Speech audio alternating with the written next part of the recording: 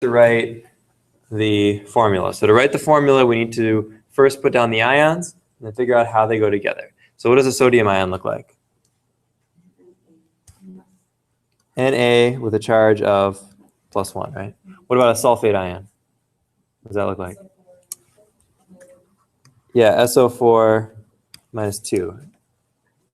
That's a sulfate. So you got sodium +1, sulfate -2. How do we get that together into a neutral compound? Yeah, we're going to need 2 of these to balance out the 2 minus here. So the overall formula should be Na2SO4. Right, because you need 2 plus to balance out the 2 minus. One right. Good job. That's 1 for 1. That's 100%, right? You think that's going to continue? Yeah, we'll just grade the first one. All right, so next we've got a formula, Ca3PO42. We have to figure out how to name this. So let's look at our flow chart. Well, our imaginary flow chart that is in our head now. Is this going to be ionic or molecular? Molecular. Why? There's no metal. All right. What about the calcium? Oh, I'm thinking of 6. Okay, 6, you're right. But yeah, for 2, there is a metal. It's calcium, so it's going to be ionic. So when we have an ionic compound with calcium, do we use the parentheses? Do we find the charge of calcium, or do we already know the charge of calcium? How do we know it? Yeah, you're right. Yeah, it's in that second column, so we know it's going to be +2. So that means when we write calcium for our name, we don't need to put the parentheses because we know calcium is always going to be +2. Then what's the other ion called? Phosphate.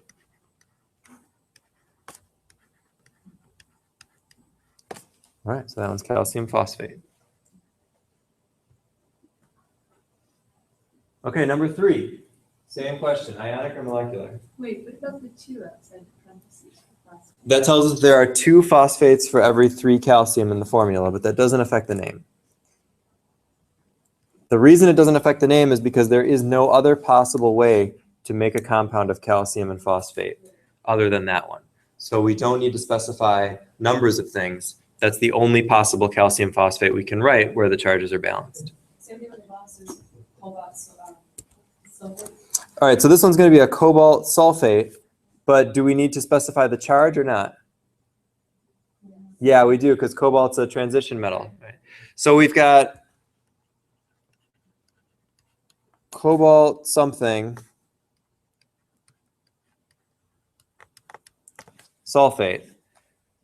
How do we find that something? That charge. How do we find the charge on cobalt? Right, because we know the charge on sulfate is -2. So if we've got 3 of those, that overall minus is 6, right? And now we've got 2 cobalts that together need to be +6. So what does each of them have to be? 3. So this is going to be cobalt 3 sulfate. They each have to be 3 plus.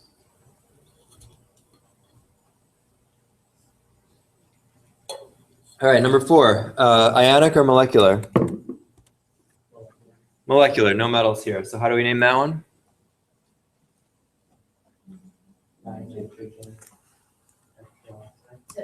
Right. Dinitrogen tetroxide. We actually dropped that A, but if you left it in, that's okay. Dinitrogen tetroxide. Okay. Number 5, magnesium sulfide. What's magnesium? And what's the charge? And what about sulfide? S and -2. So how do we adjust those so they balance? Put them together in a compound? Yeah, we just stick them right together because we've got 2 plus and 2 minus. So that's going to be MgS.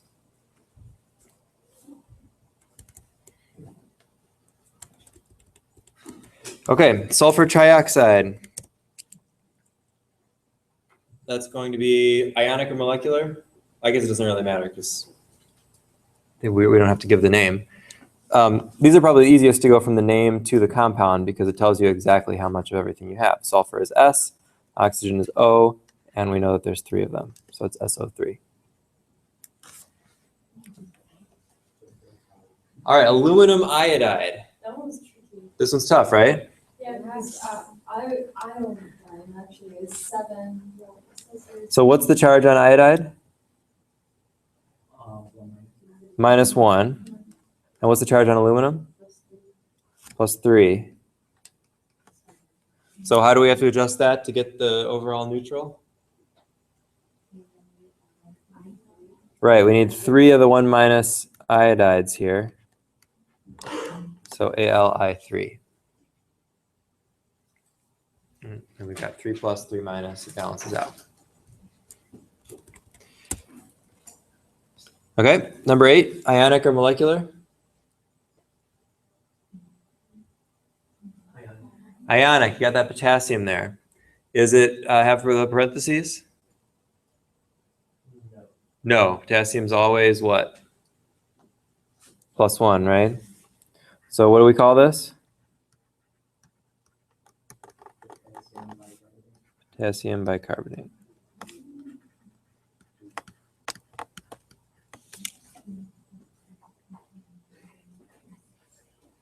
It's also okay to call this one potassium hydrogen carbonate. Hydrogen carbonate is a synonym for bicarbonate, so that's okay also. All right, number 9. Is this one ionic or molecular? How do you know? No, wait, sorry. Yeah, molecular. Silicon's not a metal, right? It's not a metal. Not a metal. So how do we name this one? Yeah, silicon.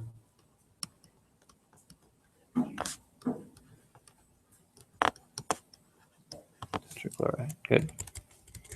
And finally, iron 2 hydroxide. Iron 2 means Fe plus 2, right? And what's hydroxide? OH minus. How do we get those to balance out?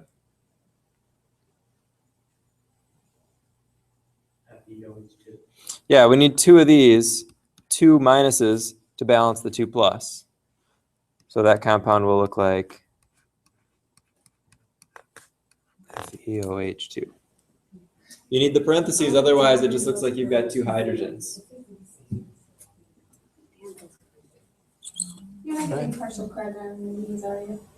This one, if I wrote down letters, do I get something? I didn't like out. I knew all these too. I don't understand. I looked at it and I forgot everything that I learned because it just psyched me out. I don't know why. Well, okay, so this is your practice, and then you'll be all ready for the next exam when it really counts. Take it again right now. Yeah, let's take it again right now, the same quiz. No, this one, there's just 10 questions, so it's a point each if you get it right, or 0 if you don't. So no partial credit on this one. Hopefully, No, like if you either get it or no. right, 10 points, you know, that's it. If it's really close, I might give you the point. We'll see. We can get another quiz on this. But we'll get another quiz, not this coming week, but the week after, probably. The next stuff. See, Next you never chapter. hear a class say that. Like, no, we want you to test us on this next Tuesday.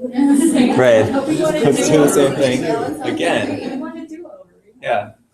I appreciate that, but that's one of the reasons that it's important to do quizzes like this is because when you are working on your homework, we tend to all fool ourselves into thinking that we're better at things than we actually are.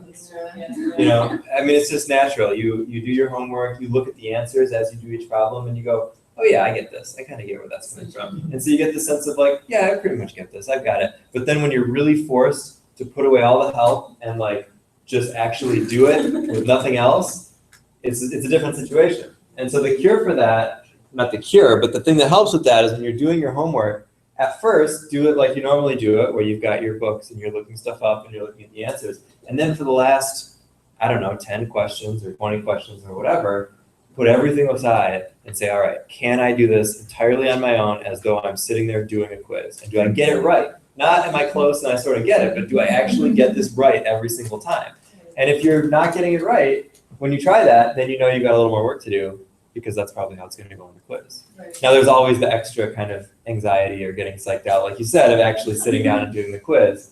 But the more you can simulate that at home, the more you can get yourself ready for that environment. And that's also why we do these quizzes that count for less, and then we do the exams that count for more. So now you can say, okay, well, I did have some things that I thought I knew that I didn't actually know that well. I'm going to work on that for next time. And to answer your other question, the next quiz will be on some new stuff, but we'll keep using names, because as long as we're going to be talking about chemicals, which is the rest of the semester, we're going to be talking about their names. So it will continue to be important, and you'll continue to get practice on this. All right, so that said, let's move on. Save a new batch of notes here.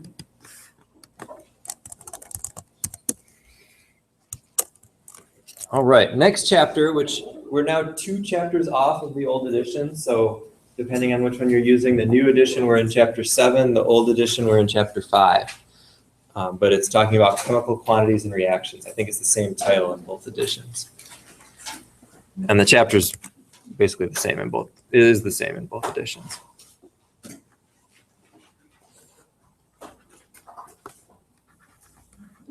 The good part is, the good news is we're back to math. So I'm guessing you're all pretty excited about that. Yeah. The mole. Has anybody ever heard of the mole in chemistry terms? Chemistry context? A little bit? Maybe? Anybody want to explain it? Talk about what it is? Just sort of something that has come up before and you sort of have an idea? It's like the equivalent of the chemical dozen. Yeah. It's like a grouping. Yeah, I think that's a good way to explain it. So let's start with that. If you have a dozen of something, how many is that? Yeah. So you can have a dozen, I don't know, eggs, right? A dozen donuts. You can have a dozen molecules. You can have a dozen of whatever. That means 12. You know any other words like this? A word that's a stand-in for a particular number of things, a particular quantity. Baker's dozen is what? 13. No, you don't. Okay. Bakers can't count, so they throw in an extra one, I guess. There are a few other ones. I don't know if you guys heard any of them. What? Sure, like a pair, right? A pair is 2. For that. Anybody ever heard of a gross? No? A gross is actually 12 dozen. So a dozen, which is 144. So you can have a gross of usually things like pencils, or maybe an egg. Eggs would come in a crate of a gross, which would be 12 dozen. You should ask. Bring in 144 donuts on Tuesday, and anybody who can finish if we can finish them all as a class, then we'll have like extra points or something. Okay. That's not a good idea. Downtown? That's about 10 donuts a person. That would be a tough hour. Donuts, like the little munchkins. Yeah? Yeah. That would be more reasonable. What? On the flu, you're playing. That's right. I didn't specify the size of the donuts. You could just bring like one bite little. Yeah. Bring in some Fruit Loops and just call them donuts. We could probably do that. So there are various words that we use to mean a particular number. In most cases, it's just because they're commonly seen in that amount, and we just use that as another word. This word mole is the same thing. The only difference is it's an extremely large number.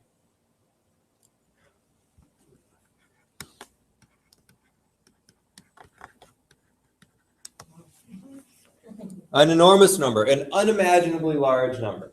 Like literally our brains can't really process how big of a number this is. What it actually means to have that many of something.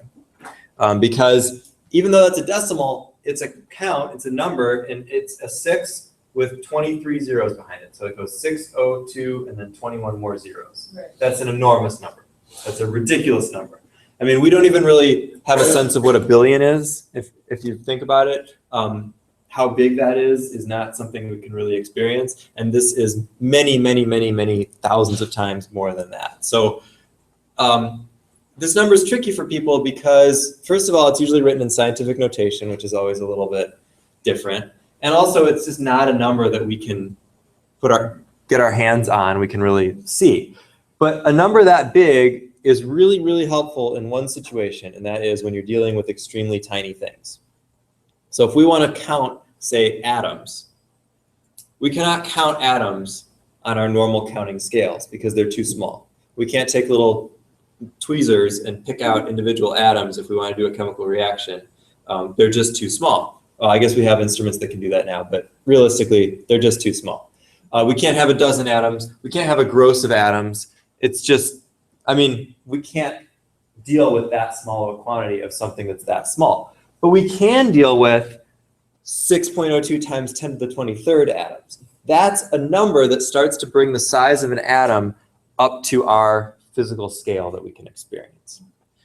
And that's just a random number that they came up with? It's not random. It comes from some atomic masses on the periodic table. It is arbitrary, meaning it was just decided upon, but it was decided upon in concert with some of these other numbers so that everything works together nicely. But it's not based on, right, like a physical phenomenon or anything. So the way that the mole works is that if we take a mole of carbon atoms, which is that many carbon atoms, and we put that many carbon atoms on a balance, on a scale, we will see that that many carbon atoms weigh about 12.011 grams. Any idea where we've seen that number before?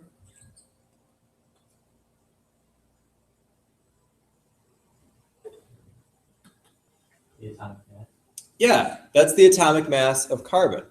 So in atomic mass units, one atom of carbon weighs 12 or 13, or on average 12.011 grams. But on a bulk scale, a mole of carbon atoms weighs actually 12 grams. Now 12 grams, that's about a small handful or so. So that's something that we can actually experience. So now we're talking about being able to count atoms by weighing them on a scale that we can manage. So that weight is based upon 1 mole of that particular element? Right.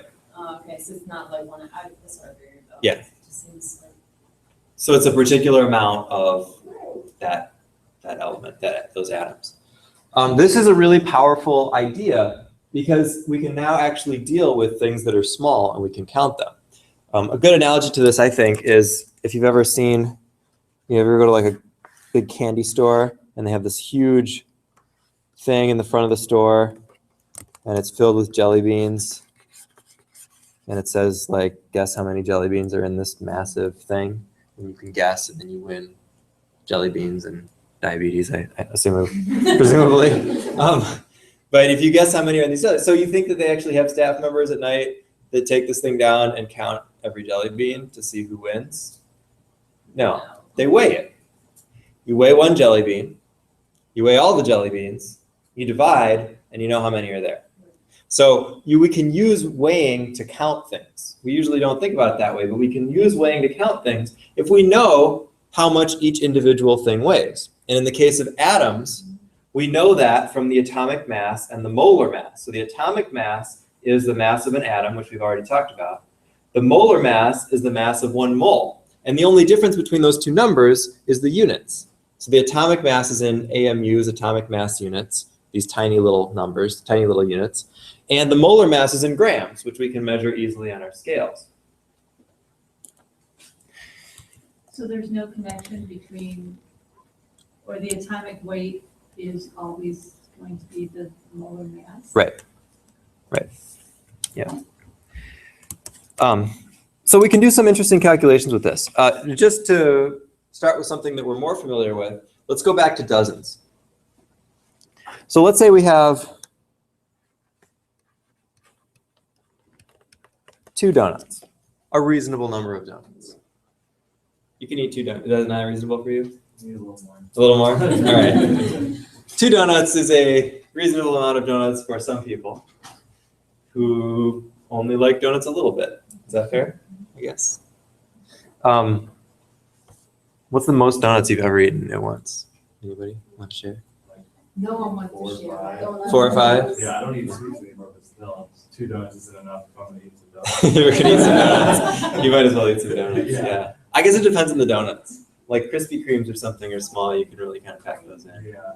I've definitely taken down a dozen of those in a sitting, but not like serious donuts from a donut shop. Can you use dozen Krispy Kremes in one sitting? Yeah. When I was younger, and That's I could probably, yeah, I probably wouldn't feel good after about 4 or 5 now, but we'll see. They're small. They're not big. You can. It really depends too. It's like That's what they're working. Right. It's mostly air. Right. Yeah, that's like 2 is good for me. All right. So anyway, so 2 donuts, but let's say we want to express that in terms of a dozen. So how many dozen is 2 donuts? It's a fraction of a dozen, right?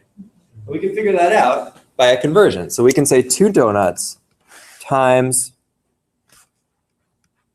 a conversion factor of 12 donuts per 1 dozen. Right? We know there are 12 donuts in a dozen.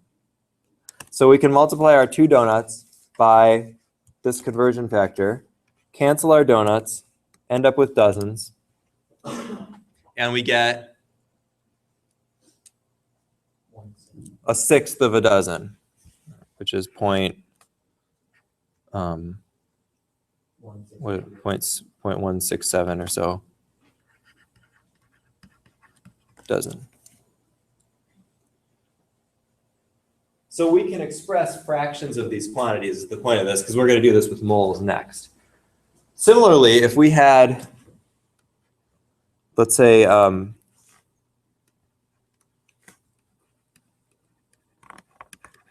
donuts, a good meal of donuts, should we say? It's a good amount. It's a good amount. All right, good. 30 donuts, we could do the same conversion. So we'd say for each 1 dozen, there are 12 donuts. And we get 2.5 dozen. So we can express these numbers in fractions of a dozen or multiples of a dozen. And that's often how we're going to express how much of an atom or a molecule we have. So let's do a similar calculation now with moles. So let's say we have 2.5 moles. And by the way, the abbreviation for moles is MOL. So you get about 2 letters. Not a great abbreviation. The reason for that is M is taken is meters. MO is taken, that's months. So MOL is the best we can do. So we got 2.5 moles of carbon. And we want to know how many individual carbon atoms do we have? Kind of the backwards of what we were doing with the donuts. So we set up a conversion factor that gets us from moles to atoms.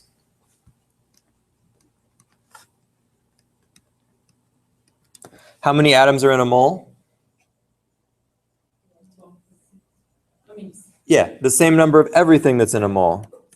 Right? There's 6.02 times 10 to the 23rd of everything in 1 mole.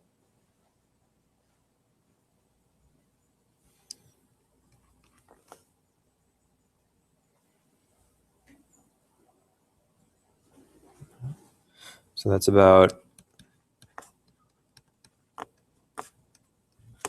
1.5 times 10 to the 24th atoms, I believe. All right.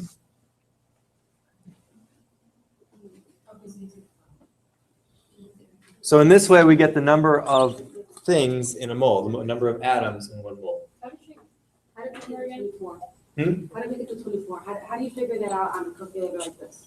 Good question. How do you figure this out on an unscientific calculator? It sounds like a calculator that doesn't work right, but a regular calculator. How do you figure this out on a regular calculator where you can't mess with the scientific notation? Well, what you have to do is get the answer normally and then adjust it. So what I did here, just doing it in my head, I took, right, it's a lot of zeros. So I took 2.5 times 6.02, and I figured that was about 15, right? 2.5 times 6 is about 15.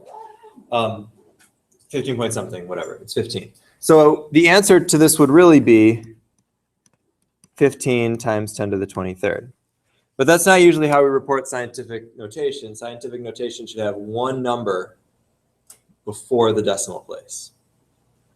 So instead of 15 point something times 10 to the 23rd, we move the decimal place over and we increase this number by 1, and we make it 1.5 times 10 to the 24th.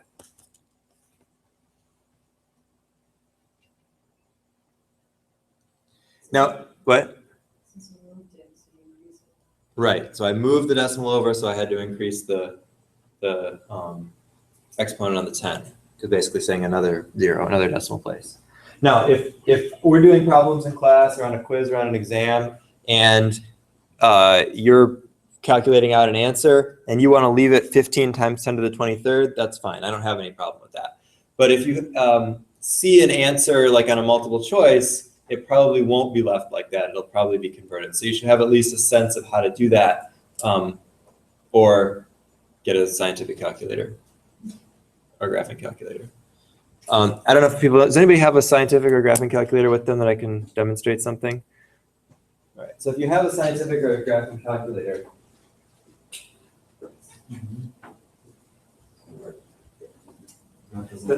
what? No, it doesn't work. Well, I meant, I was meaning like, does it have the thing that I'm looking for?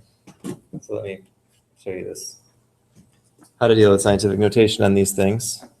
They actually make it nice and easy. So most of these calculators have some function that is, whoa, EE. See that? There we go. EE. It's having trouble focusing because I zoomed in too far. Whoa. Above the comma there, you see the EE in blue? 2 capital E's. Oh, I see it. Above the 7. Right Yeah. there. Okay. So EE, that means scientific notation.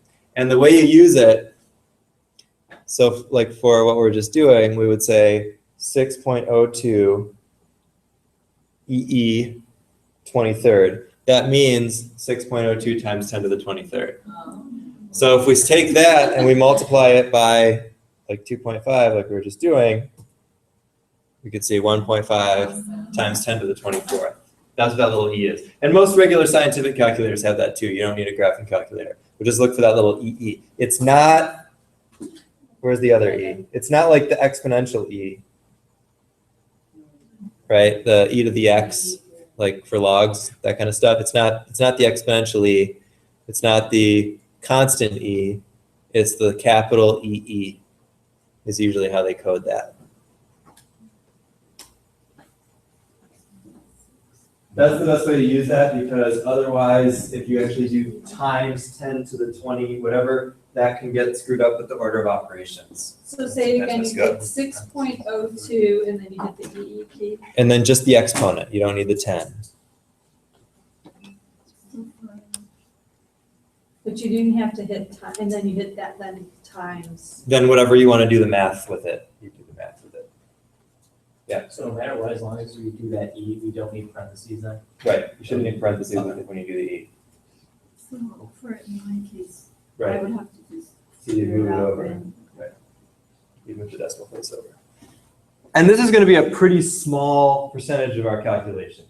We're dealing with the mole and these big numbers now, but realistically, we don't care how many individual molecules are there. We are going to pretty much always focus on how many moles and go between moles and mass. So we're rarely going to get all the way down to the molecular level where we need these huge exponents. So let me show you an example of how that would work, the more common way to do these calculations.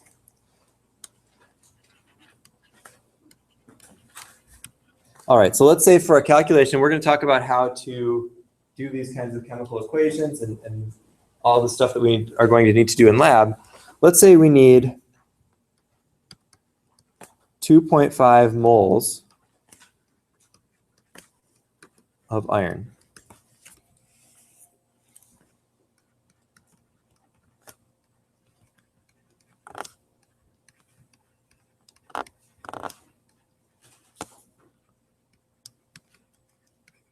How much should we weigh on the balance?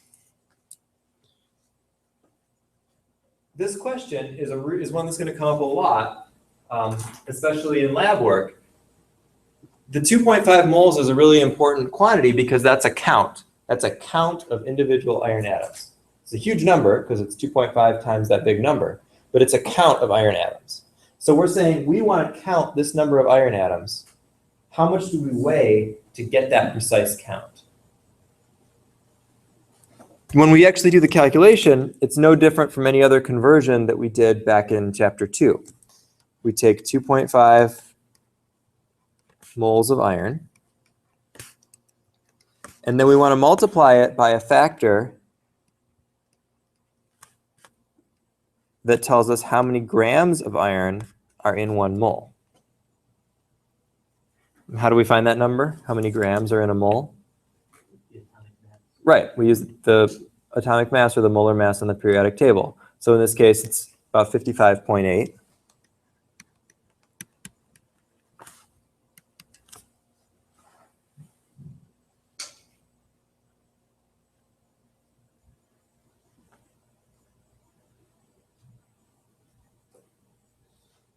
So that's going to be 139.5 grams.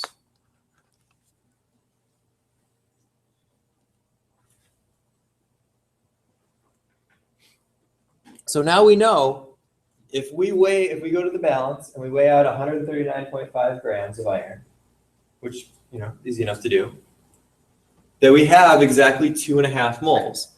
That also tells us that we know we have 1.5 times 10 to the 24th atoms. So just by weighing a certain amount out on the balance, we're able to know exactly how many individual iron atoms are in that sample. And that's going to be really important when we talk about how they react with other things. Good so far? Okay. The next part of this is molar masses of compounds. So we talked about molar masses of individual atoms, which we look up on the periodic table. Now, what if we want, let's say, we want 2.5 moles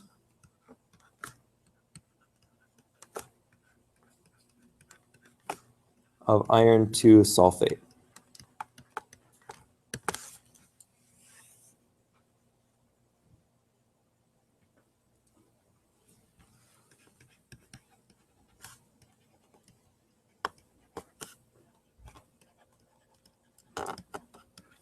How many grams do we weigh out to get exactly 2.5 moles of iron sulfate? Yeah, exactly. We have to get the atomic mass for everything added together to get that number. So first we need the formula. What's the formula for iron sulfate, iron 2 sulfate?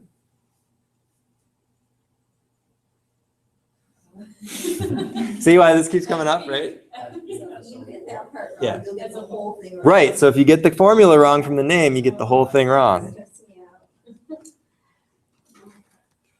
Yeah, and so pretty soon we're going to have a whole balanced equation that we have to do all these calculations on, but the equation is going to be given to you in words like iron sulfate reacts with calcium phosphate. Write this equation and do all these calculations about all the things. And you got to get the formulas right or the other stuff isn't going to work out either. If you don't have partial credit, I don't know. We'll see. Depends on how big the question is.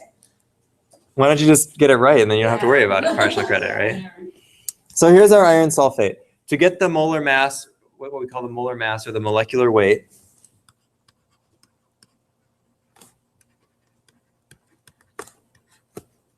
also known as the molecular weight,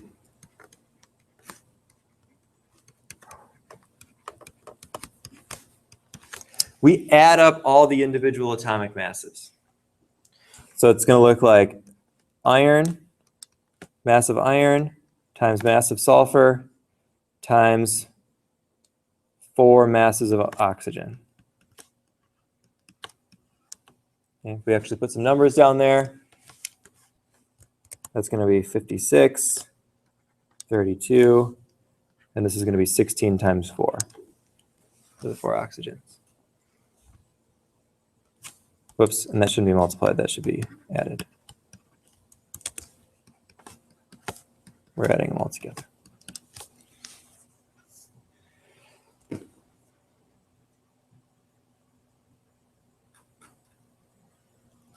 All right, so 16 times 4 is 64. 64, 32 is 96. 96 and 56 is 152, right? Okay, so it's going to be 152 grams per 1 mole. So in every mole of iron sulfate, we've got 152 grams.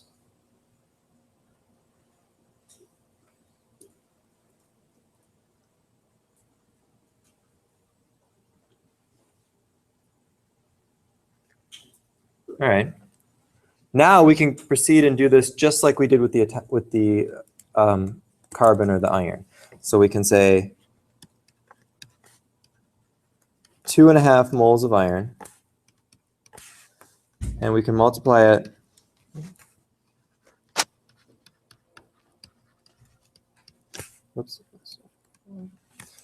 by 152 grams per 1 mole.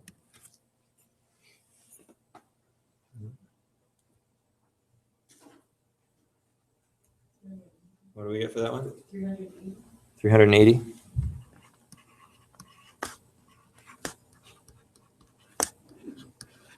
So 380 grams of iron sulfate is 2.5 moles. That tells us that there are, that same number again, 1.5 times 10 to the 24th FeSO4s specifically in that sample. But more importantly, it tells us how much we need to measure out. Right. Let's try another one like this, but going in a different way. So we'll leave that one up there. And now we're going to say, how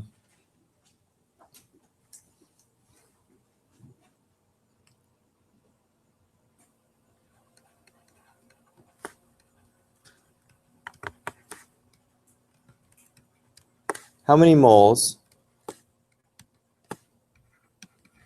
are in 50 grams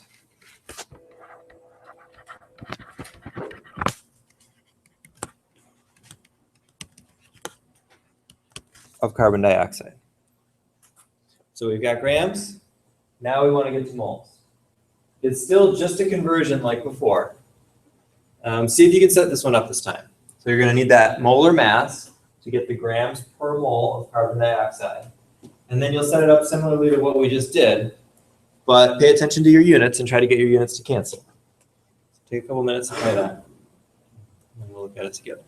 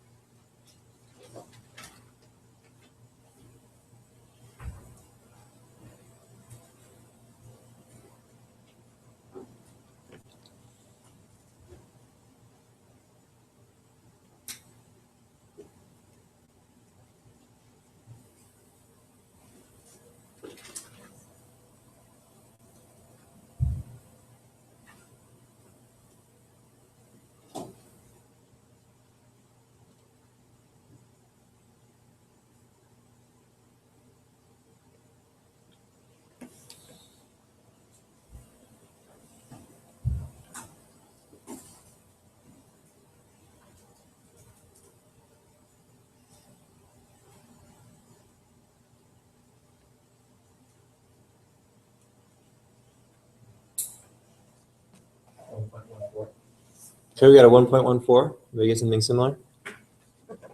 Different?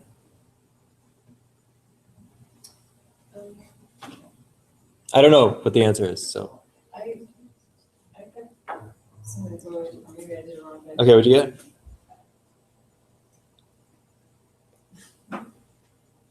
Once I found out Yeah. the molecular weight of carbon dioxide, Mm-hmm. and then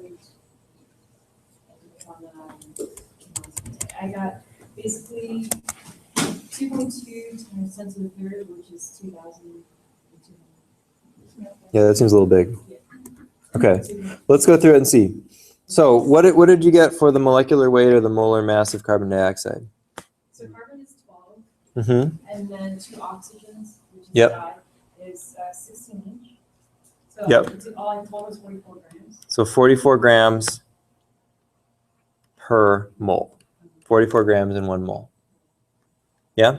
Yeah. Everybody got that? Yeah. Okay, so let's set up the problem then. So we've got 50 grams of carbon dioxide. And we want to get rid of grams Oh, I put it- and end up with oh, moles. I did it reverse. Okay, Yeah. so that's how we got to follow the units, right? Yeah. Before we had moles and we wanted grams. Now we have grams and we want moles, so this gets flipped. I just, yeah. I Right, did so it. tops and bottoms can cancel. All right, so now we know that there are 44 grams per each 1 mole. And 50 divided by 44 should be 1 point something, right? 1 point, what'd you say? 36, I said. 1.14. So just over a mole of carbon dioxide molecules in 50 grams. Yeah. Right.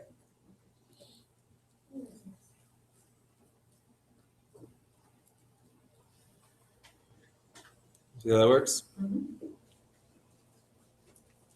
Okay. So then the second part of that question would be,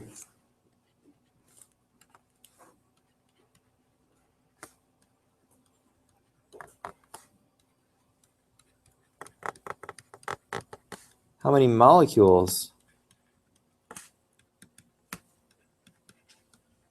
of CO2 are in that sample?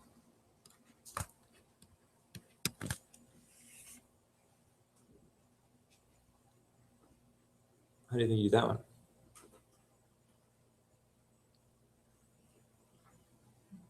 Multiply it by the huge numbers. Right. Multiply what? One. Yeah.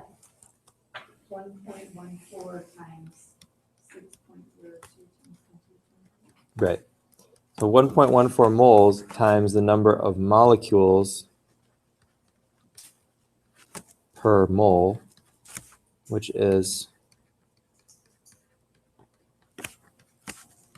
that.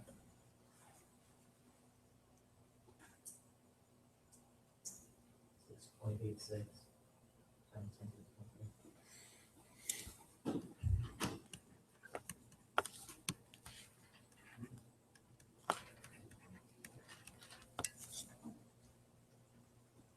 All right, we're going to go one step further with this now. So we've got this many CO2 molecules in this particular sample.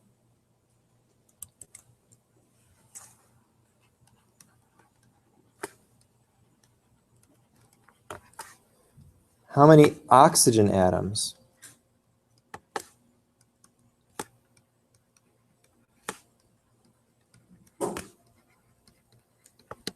How many oxygen atoms are in that sample? How'd you figure that out? You're gonna start from the top again, you're gonna just get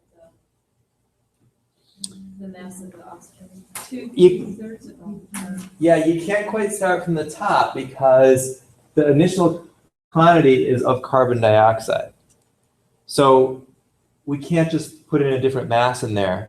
We actually start from where we are now, and we do another conversion. So we say, all right, 6.86 times 10 to the 23rd CO2 molecules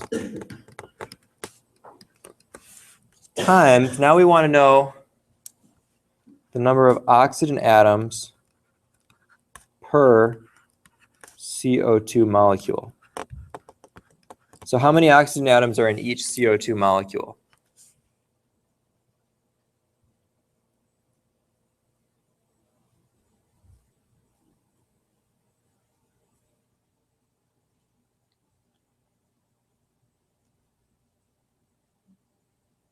No ideas? How many oxygen atoms are in each CO2 molecule? Two, right. So there are 2 oxygen atoms per CO2 molecule. So we have double the number of oxygen atoms that we do the number of whole molecules, because there's 2 atoms per molecule, 2 oxygen atoms per molecule. So that's going to be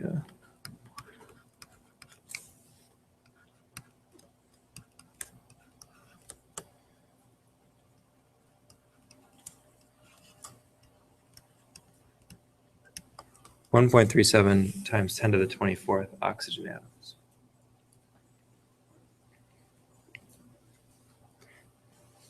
All right, so let's think about what we did again. We talked about the mole as being this large quantity of anything. We can figure out how much a mole of anything weighs by either just looking at its mass if it's an atom, or adding up the masses if it's a compound. And by using that molar mass, we can go back and forth between moles, grams, and individual molecules or atoms. This is going to come up in the next part of what we do, which is chemical equations. Because when we talk about molecules reacting with each other, they react in a quantity, like 1 molecule of this reacts with 1 molecule of this to do something. We don't say 2 grams of this reacts with 2 grams of this. We talk about the individual molecules. So we need to use these conversions in order to count by weighing, so we know how many of each particle we actually have when we do these reactions.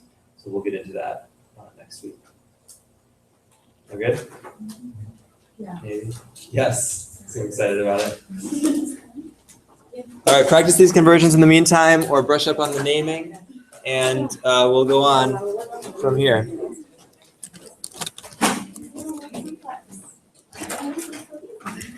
Am I starting?